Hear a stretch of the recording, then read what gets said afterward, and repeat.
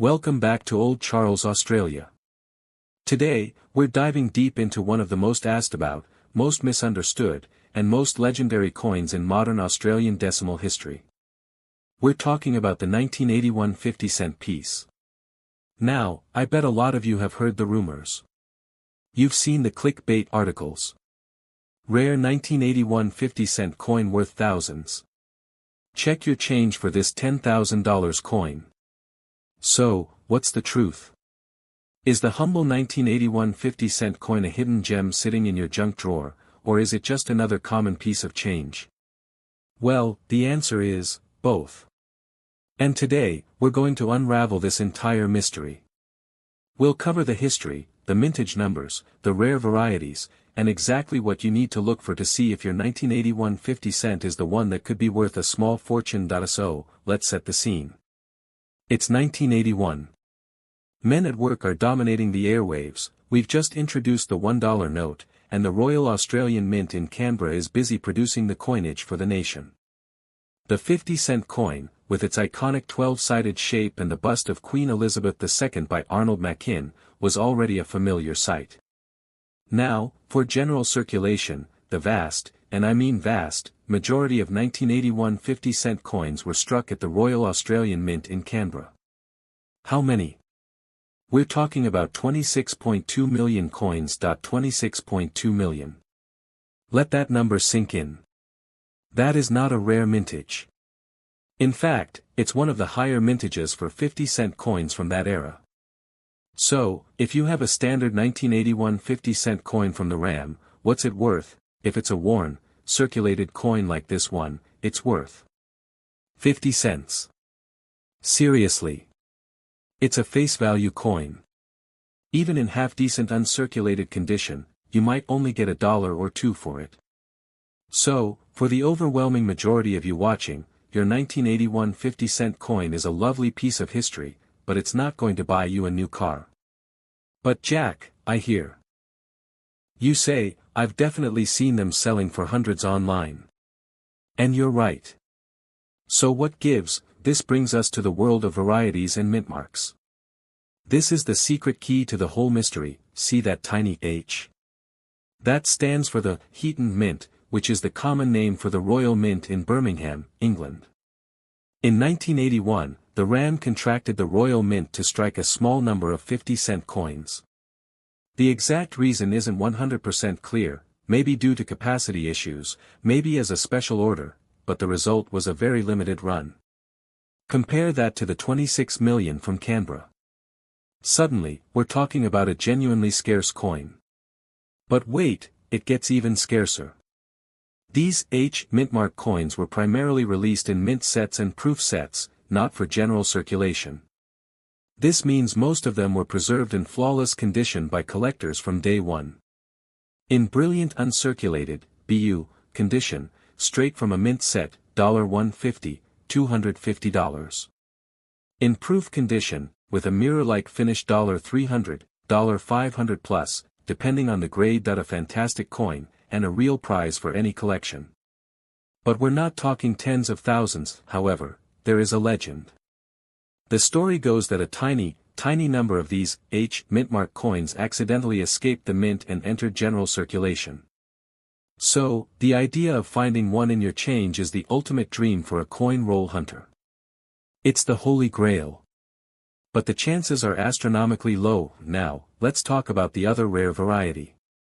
This one is even more elusive. That's right.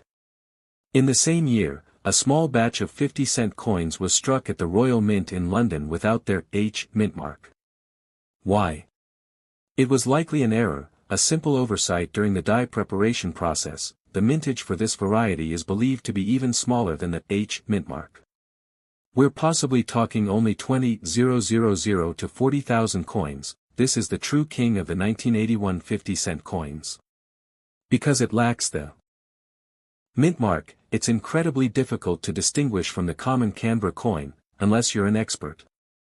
This adds to its mystery and allure. So, what is a 1981, no Mintmark, Royal Mint, 50-cent coin worth in brilliant uncirculated condition, $1,000, $2,500 in high grade, like MS-65 or above, it could reach $5,000 or more at auction. Now we're starting to see the big numbers.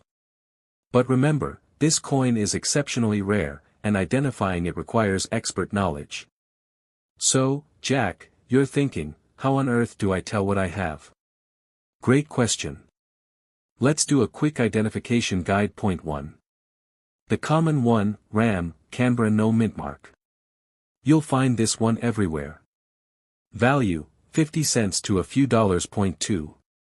The scarce one, Royal Mint, H, look for the clear, tiny H below the Queen's neck. Value, $1.50 plus. Point 3. The ultra-rare one, Royal Mint, no mint mark, looks identical to the common one, but has specific die characteristics and a different feel that experts use to identify it. It often has a sharper strike and a slightly different luster. If you suspect you have this, you must get it certified by a professional grading service like PCGS or NGC. The most important takeaway is this: the mint mark is everything. If you don't see that H, you almost certainly have the common coin. Don't get fooled by people on eBay selling a standard 1981 coin for $50 with a title like, Rare Year. They're preying on the hope of the uninformed. To wrap it all up, the 1981 50-cent coin is a coin of two worlds. On one hand, you have the common workhorse, a piece of our numismatic landscape. On the other, you have these incredibly rare and valuable varieties that fuel the dreams of collectors everywhere. When Australia introduced its new decimal currency on February 14, 1966, it needed a complete new set of coins. The 50-cent piece was destined to be the workhorse of the new system, a substantial silver coin that would facilitate larger everyday transactions. The first 50-cent coin was struck in 80% silver. It was a large, round, and heavy coin, with a diameter of 31.5 mm. The obverse, heads, featured Arnold Mackin's portrait of a young Queen Elizabeth II.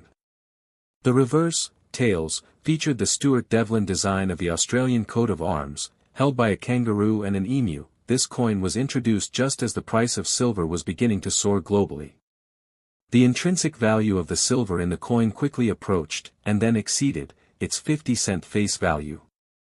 This made it a prime target for melting down and profiteering. It was simply not economically viable to keep it in circulation. The Royal Australian Mint ceased production of the silver 50-cent coin after 1966. In fact, many of the 36.5 million coins minted that year were withdrawn and melted down. This makes the 1966 round 50-cent coin a key-date rarity, especially in high grades. For 3 years, from 1967 to 1968, Australia had number 50-cent coin in circulation. The Mint needed a new, cost-effective solution. The Mint chose a copper-nickel alloy, 75% copper, 25% nickel, the same as the other decimal coins. This made the coin's metallic value much lower than its face value. To help the public easily distinguish it from the round $1 coin that would come later, in 1984, and to provide a tactile aid for the visually impaired, the new coin was struck in a unique dodecagonal, 12-sided, shape. This shape has become its most defining characteristic. The Mint wisely retained Stuart Devlin's superb coat of arms reverse design, ensuring visual continuity with the previous coin. The obverse continued with the Mackin portrait. This new coin was introduced in 1969 and was an immediate success. It was practical, distinctive, and economically sustainable. By 1981, the dodecagonal 50-cent coin was a familiar and well-established part of Australian life. However, the production for that year tells a more complex story, which is the root of its modern-day notoriety. The vast majority of 1981 50-cent coins were struck at the Royal Australian Mint, RAM, in Canberra. The mintage was 26.2 million coins. These coins bear no mint mark. They were released into general circulation and are exceptionally common. Finding one in your change today is easy, and in worn condition, it is worth only its face value. In 1981, the RAM contracted the Royal Mint in London, specifically, its branch in Birmingham, historically known as the Heaton Mint, to strike a portion of that year's 50-cent coins. The exact reason is debated but was likely due to managing production capacity or fulfilling a specific order for mint sets. These coins are identified by a tiny H mint mark located on the obverse, heads, side, just below the Queen's portrait.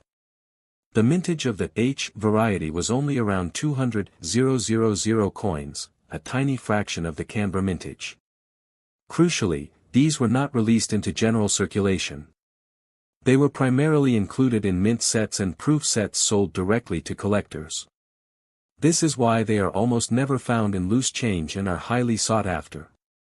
This is the true king of the 1981 50-cent series and the source of the fortune in your pocket myths. In what was almost certainly a minting error, a very small batch of 50-cent coins was struck at the Royal Mint in London without the H mint mark. Estimates for its mintage are incredibly low, ranging from 20,000 to 40,000 coins because it lacks the identifying H. It is visually identical to the common 26.2 million coins from Canberra, making it incredibly difficult to identify without expert knowledge. Its rarity and the story behind it make it the most valuable regular issue dodecagonal 50-cent coin. The